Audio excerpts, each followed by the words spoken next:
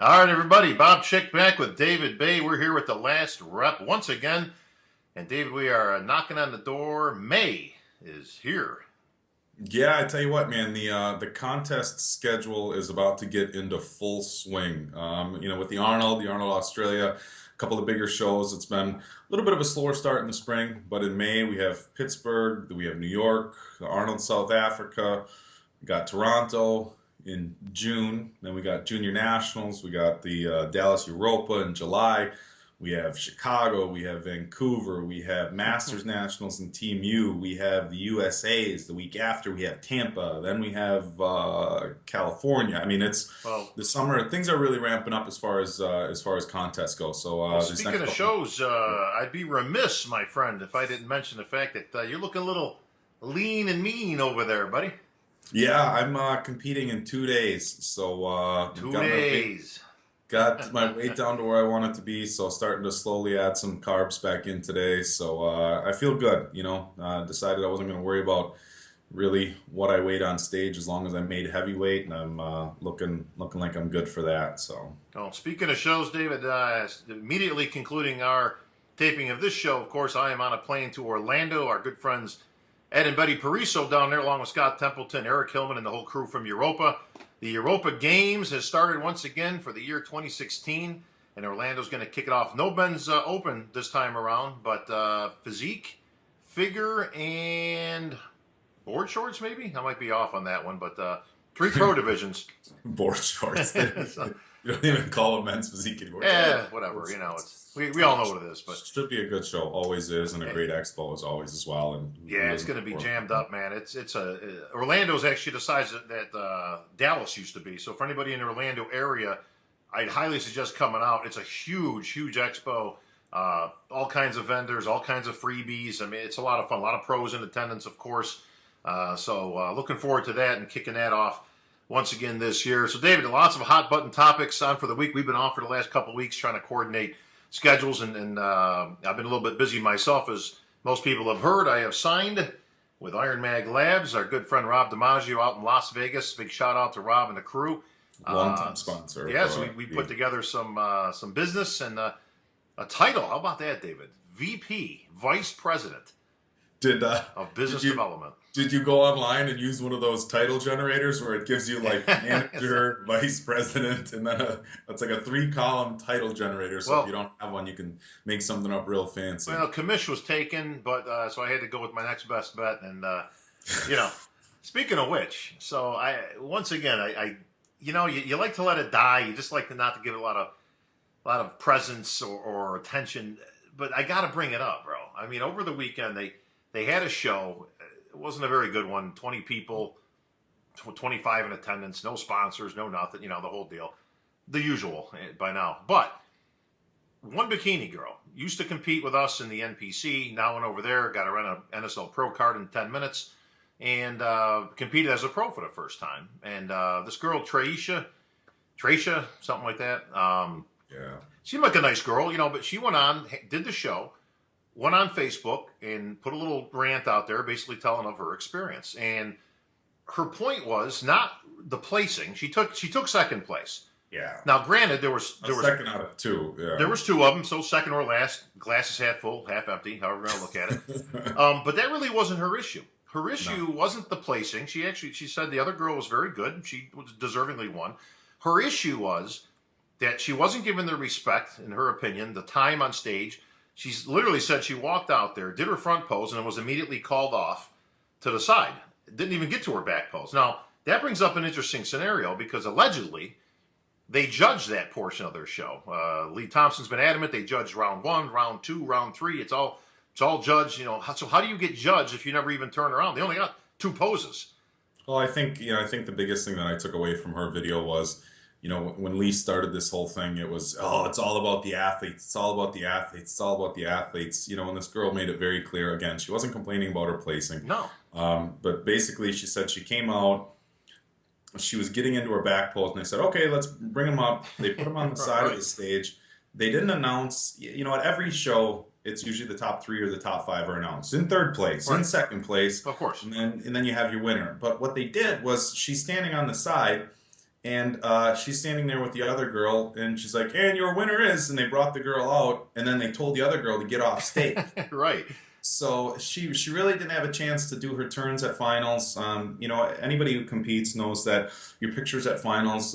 It's nice to have pictures from Of shows, and course. so to get a little bit of this time on stage is important as a competitor. And especially if I tell you what, it's important as a competitor. I don't know where she is as far as demographics, whether she was able to have friends or family come along. She's from But Texas. yeah, so that would be an embarrassment to me if I had my friends and family pay money to come to a night show, Well, and let's I get got to past the walk out let's get and past friends and family though, Dave, because listen, she's in Denver. Probably didn't have. Listen, there was 25 people in attendance, so I mean, nobody. There was barely anybody there anyway. But that's not really the point. The point is as a pro in any federation, you should at least get the respect of your time. Number one. Number two, and this point wasn't brought up by our good friends Joe Patero and Greg Valentino on their show, or Christian Duke. These guys, they claim to be journalists, but they don't ask any good questions. What was the rush? You got two people in a class. You got 20 people in a I think show. I'm not going to quote any direct numbers because I don't want to say anything as being factual. God But forbid. I think there was, from what I heard, in the ballpark of 20 to 25 people there total competing. There was a very, I shouldn't say a very small crowd, a relatively small crowd, even for that number of competitors. Sure. So, yeah, there was no rush. I understand when you have a show where it's, a couple hundred competitors at a Sure. local NPC show and you're trying not to make the thing run until midnight. But when you got two people in a class, you'd think it would be the opposite. Give them stage time. They should have had all day long to do as many Yeah, poses as they want. I did a show, God, mid 2000s, and it was when a friend of mine had first kind of taken over promoting. It was a small show, and the numbers were so small. Yeah, right. He wanted to do the opposite. He's Right. like, well, we got to make this night show longer. So he brought on a couple local guest posers along. Chris Cook actually guest Oh, posed, yeah. but he brought a couple of the good guys from the state to guest pose.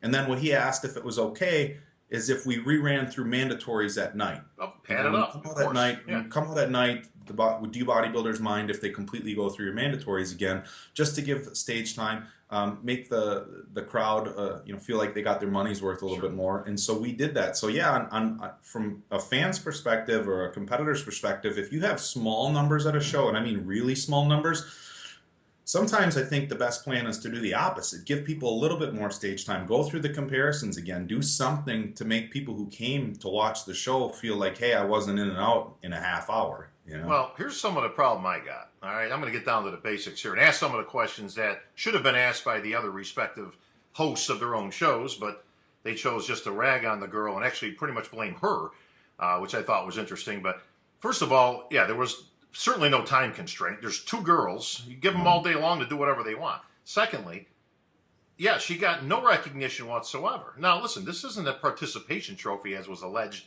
There's only two people in the class. So you're first and you're Right. second. There should Third, be something. unless something was behind the scenes I didn't see, there was apparently no prize money given out, with some excuse that I heard through the grapevine of, well, if there wasn't more than two people in a class, they don't give prize money out.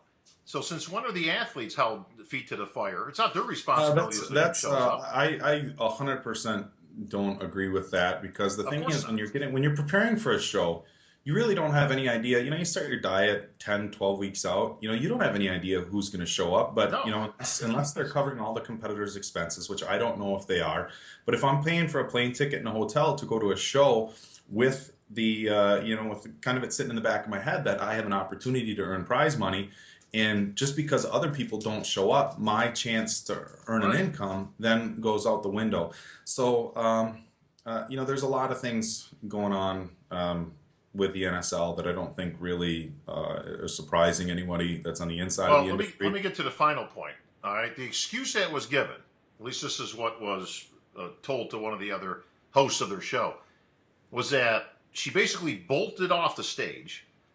Went out through the back, like through an emergency exit door, and she was gone. So they didn't have a chance to give her second place award. Now, Well, no, because they just, unless she was completely lying, why wouldn't they? You don't ever announce the winner before you announce the second place person. no, only at the Olympia. So it's not like they would That's a have. whole different animal, obviously. Right. It's not like they would have said, "Oh, your winner is and now in second place. By the way, come back for your Well, awards." Yeah, the whole thing let's was get down just to brass tacks here. She's on stage. They call the winner. She's still standing there, and according to her, and I'll take her at her words, she was standing there. She kind of gives a hug to the other girl, like congratulations, and she's standing there. Now, I don't know if you had a second place award, wouldn't that have been the time to have given it to her? Yeah, well, the other thing she was upset about is it's standard at any NPC, any IFBB show to do a picture of all the placers together, and they told her there wasn't a picture of the top two together. They filed them off stage, and if I had to speculate as to why I think that they did that, is because when you're trying to promote that, hey, look, we had such a great turnout at the show, or whatever they want to promote, if you have a picture of 5 girls on stage, it looks great. If you have a picture of 1 girl on stage, it's like, okay, well, we just photographed the winner at the evening show. Right. However, if you just have a picture of 2 girls, then people start to question, well, why was there only 2 people in the awards? And then it clicks right away, well, there was only 2 girls that entered. It looks bad. So, again, clearly some lame excuses given. If there's a second place award, you give it to them when they're on stage. There was no nothing. Listen, they messed up, but instead of apologizing for it, the bottom line is that the NSL is turning out exactly what we thought it would be. It doesn't have anything to do with it being all about the athletes. It's all about Lee, and that's what we that's what we knew it would be from day one. That's exactly what it's turning out to be. It's all about Lee Thompson and his gigantic overinflated ego and his need to have control of everything and whatever. Well, anyhow, we'll keep tabs on that one, as it's a fascinating story at in the least. So anyway, what's new and exciting in the world of bodybuilding, David? Everybody, or I shouldn't say everybody, but everybody on the forums talking about our partnership with Generation Iron. So, I've had a lot of questions as to what was going on there with Generation Iron. So just want to give you guys a little bit of a breakdown. It's a little bit easier for me to talk about it here than type everything out on the forums. Sure. So basically, what we wanted to do in 2016 was we wanted to beef up the quality and the quantity of the videos we're putting out. Some of the guys know the training videos are a little bit less. As you know, not a lot of the big name guys from all over doing a lot of shows, so the opportunities there are a little bit limited. But what we wanted to do is we wanted to focus on high production quality videos. You guys saw the videos that we did with Iron Rebel for Jose and John Meadows leading into the Arnold, and those were absolutely fantastic videos. As good a production quality. We had some great stuff, video footage from the Arnold that we did. Brendan put together some great edits of backstage stuff. And so that's kind of our focus. And so that's where Generation Iron comes in. One, Kai is also exclusive with them. I'm not going to dance around that at all. That, we want to do some stuff with Kai Green, and that opens up that avenue. But also Generation Iron, being the people who produce the movie and these TV shows and the reality shows, they have the know-how, the equipment, the skills to do very high production quality videos. And that's kind of what we were looking for. Like, look, guys, the thing about these training videos that you see, and I'm sure you see a lot of them, is a lot of it is just a guy with a camera following somebody around in the gym. Sure. And people look at it and they get a little bit, I don't want to say disappointed with the production value, but they're always wanting more. There's a couple things that come with putting together really good videos. There's a huge time component, editing, shooting. There's a know-how, there's a cost factor. So bringing in a company like Generation Iron and partnering with them, knowing that they already have the setup, the know-how, the skill, it was just a good fit for us. As far as them, they want to share a little bit more contest stuff on their website. So some of the stuff that we do at contests, as far as covering shows, some videos of guys posing routines, things like that, they'll be having some of their stuff on their website. So it's kind of a co-branding. It's going to be the best for both of us.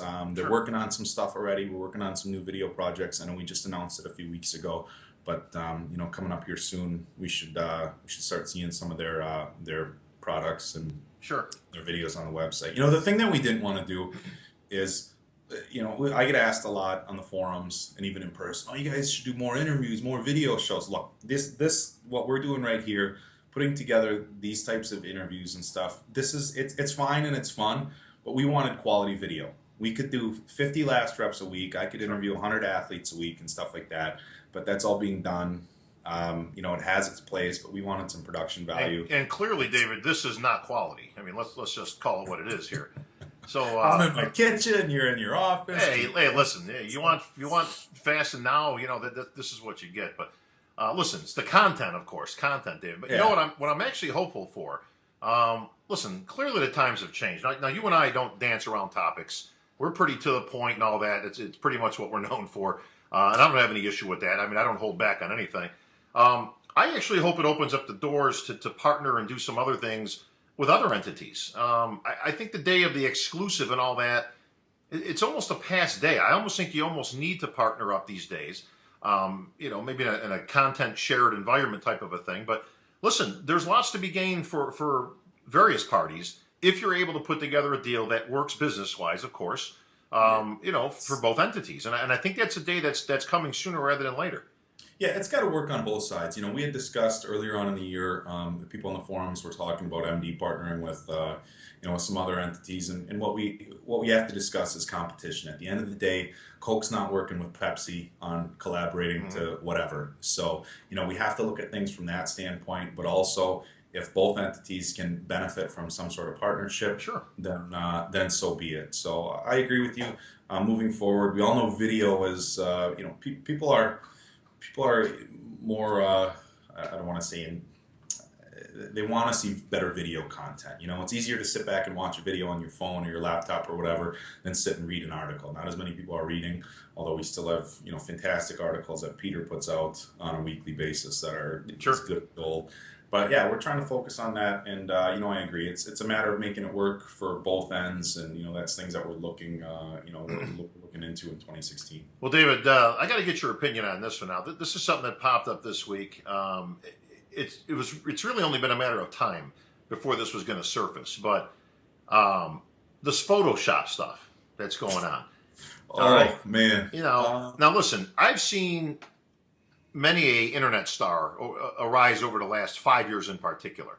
I see these pictures of this Paige Hathaway girl who I don't know personally, this other kid who apparently was representing Shreds, the supplement, company, and clearly there's been a lot of liberty taken with these Photoshop pictures, enhancing certain areas, decreasing other, bringing a waist in and all that. I mean, come on, bro. Where does this start and stop? I mean, that is about like the epitome of pathetic. I think, to be honest with you, I think it started a long time ago. Look, I think you could go back on a lot of bodybuilding magazine covers all across the industry, ads, pictures people post on websites, and if you get real nitpicky comparing them to the originals, sometimes you can see differences. I mean, you have something as basic. I haven't posted any progress pictures getting ready for my show because it's just not my thing. But I see guys posting progress pictures all the time where they just filter them. They're not even photoshopping them. They're adjusting contrast, and they look 3 weeks leaner than they really are. Yeah, but hang on. Let me jump in there, though, David. With a competitor, actually, I think it's worse because they put out these filtered photos, these doctored photos, this and that. When this guy shows up, listen, everybody looks at social media, judges and everybody else alike, people, fans, people that are going to be in attendance. All of a sudden they see this guy or girl in person, and guess what? Happened. Yeah, all of a sudden you look like shit. No matter how you dice it up, you ain't going to live up to what you've been putting out there. Yeah, I think it can hurt. Filtering photo shoot pictures, I've had a few photo shoots in the past and stuff, and any accomplished bodybuilder, I think, has had photo shoots. Filtering photo shoot pictures is pretty standard. Adjusting the contrast to bring out a little bit more detail. Filtering a photo shoot picture in the gym is a little bit different than filtering a contest picture or a contest preparation picture. So we see a lot of that. But back to the photoshopping. I think people are upset because at the end of the day, these people are trying to sell a product. They're saying, I used XYZ product and it helped me build this physique. Sure. And you're trying to show off a physique that you don't have. And with Photoshop, it's like, I mean, you can go so far out of whack as far as the one kid, that Devin physique, he was adding what looked like 20 to 30 pounds of muscle to his physique. But on the flip side of it, we talk about, you talk about modeling. We've all seen these videos on the internet where they take a girl who they shoot her for a photo shoot, airbrush her cellulite out of her butt, they bring in her hips, bring in her waist, they do all this and that. So Photoshop isn't anything new, especially when it comes to magazines, selling products. It was interesting that I think the biggest problem with this Devon physique kid and some of these people is they're just going way overboard. It's not like they added a little bit of quad sweep or brought their waist in a little bit. They're just going, you just added 30 pounds of muscle to your physique to where it was so obvious. I think it's a shady practice. I think, like I said, adjusting the contrast in some of your pictures to try to make some detail pop. whatever. I wouldn't advise it to competitors, but if you're doing it for a photo shoot. But if you're trying to represent a company and with your physique and stuff like that, I don't think people should be photoshopping stuff. And people are gonna be paying closer attention to pictures and stuff like that. They're gonna be looking at ads and looking at pictures of these people in real life that they post on their social media and comparing them and calling them out. So it's only a matter of time. Well, listen, I mean, it can be argued, like you said, the entire industry is based on, a certain amount of falsehoods. I mean, listen, is taking any supplement going to make you, turn you into a Ronnie Coleman or a Phil Heath? No, of course not. No, but that's life in general with any kind of advertising. Somehow I got the idea a long time ago when I sprayed myself with this Axe spray that all of a sudden like 10 girls didn't just start hoarding around me. Look out for you. Yeah, I mean, so, Oh, dude. I was at the gym locker room yesterday. Were you in Appleton, Wisconsin yesterday with your Axe body spray? Holy shit. That was me, yeah. Dude, I came into the gym locker room and there was a cloud of Axe body spray. I was like, it's got to be one of the old guys because they're the only ones that use the locker room for anything of significance.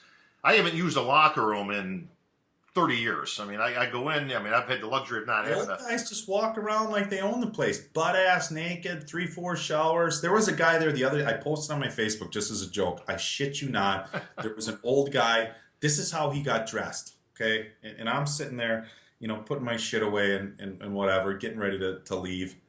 He put on his undershirt first, and then he put on his this is starting from naked undershirt. Who puts on their shirt first? Undershirt first. Yeah. I swear to God, I'm not making this up either. This is. I wish I could. Undershirt and then his overshirt. Then he puts on his watch. Then he puts on his socks, and then he puts on his shoes, and then his underwear and his pants. In what world do you put on your? I could see even your socks before your underwear. Fine, your feet are cold, whatever. But to actually put on it's hard to put pants on. You think? Over shoes. This guy wanted to go commando until the zero barrier. He wanted to drag it out. I don't know. Don't ever be guys that watching. Don't ever become that guy in the locker room. What world? It's like you were younger, and don't repeat that when you get older. In a world where David Baye goes into the locker room and puts his shoes on before his pants. Welcome to the locker room. No. Oh, one other thing I wanted to touch on. I thought this was kind of interesting. Quickly, my friend, I have minutes. Yeah, we'll wrap this up. There's so much talk about flexible dieting. All these competitors. Mainly flexible dieting. Is that the idea? Bikini competitors. Basically, if it fits your macros, if I get 20 grams of carbs from Oreos or 20 grams of carbs from broccoli, it's the same. So there's all these people talking about flexible dieting. Well, What kind of crap? Wait a minute. Flexible isn't that like an oxymoron? The whole idea of a diet is it's regimented. Calories there is in no versus flexibility. Calories out. But guys on Facebook are talking about, and I just posted it on the MD forums. You guys will have to go on and see what you think. Kevin Levrone actually posted something about flexible dieting, about how he's he's gone over the science of it and stuff like that, and it's something that he's working in, and it's something that he's helped stay in shape. And I guess I wanted to talk about it because you guys got to take into consideration Kevin is not actually getting ready for a show. I right. love Kevin. I mean, MD's always had a great relationship with Kevin, been a fan for a long time. So what I don't want happening is I don't want Kevin getting beat up over his comment on flexible dieting. Look, I'd have to talk to him. This guy's all over Europe, all over the place. I'll have to give him a call and see what he says. But I don't know that his feelings on flexible dieting would be the same as far as a contest prep. But he says highly right now, doubtful. And if you've seen pictures of him, the guy's in great shape. He's hovering over 250. The guy's benching 405. Walking around in great shape is one thing. Walking around in shape to be on the stage, looking good and wearing a slingshot, standing under the halogen light bulbs. A slingshot is a whole different animal, bro. But listen, I ain't buying this flexible anything. Maybe I'm old school, but I'll take it. You got to suffer when you're dieting. I hear more of these diets. I had a peanut butter. Wait, whoa, peanut butter? Who the hell's eating peanut? I was eating sawdust and chicken breasts for 12 freaking weeks, bro. There was no cheat day. There was no cheat, refill. There was no. And if I hear one more idiot use the word peak week, I'm gonna freaking stab my eyes out with a shrimp fork. I feel kind of bad. Don't ever use that phrase, bro. I'm pretty relaxed. You know, I mean, I haven't, Yeah, you look relaxed. I do most of my work from MD from home, so I'm Mm. not in an office setting or a managerial position like I had been in the past. So I really don't have to deal with people. So I hadn't been too crabby.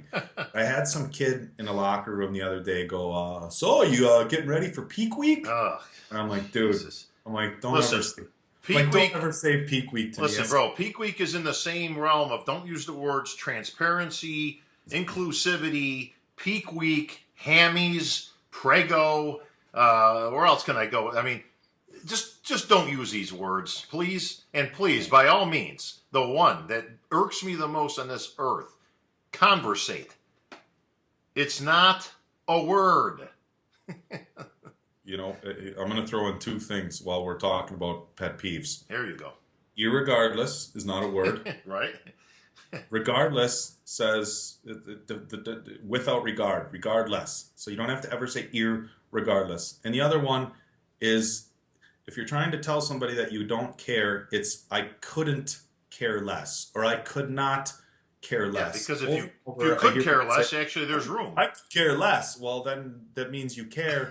And you're not trying to say what you want to say. Sorry, that's my I little. sense a thread coming up of most overused and annoying phrases, but listen, I started one not too long ago. My buddy there you Kyle go. Kubicek posted it on Facebook, and I got a good laugh out of it, so I put it on the forums. I'll have to dig it up. But you got All to hop right. on a plane here pretty quick, Yeah, huh? actually, I got to fly, literally. All right. I'm off to Orlando. Like I say, we'll have some reporting back from that. Like I say, 3 pro divisions and a big NPC show, bigger expo, even, of course, big industry show. So we will be back this week. We're going to start kicking these out a little bit more Yeah, we'll talk about often as now we're talk getting about into the heat of the season. New York's coming up. We got a whole bunch of shows en route to the USA's, of course, and the Olympia in September. So lots of stuff to discuss. But the bigger issue, we're going to have to discuss the results, David, of your placing this weekend coming up in Wisconsin. I just hope if you place second, bro, you actually get announced and actually give you an award. So on that note, I'm gonna get roasted on the forums. Nah. About listen, I want to see some good picks. And like I say, don't storm off the stage before they give you the award, David. That's the key. All right. So, all right, buddy. Well, that's going to wrap things up here for TLR for David Baye, who will be standing on stage under the spotlight this weekend. I'm Bob Chick. See you later, everybody.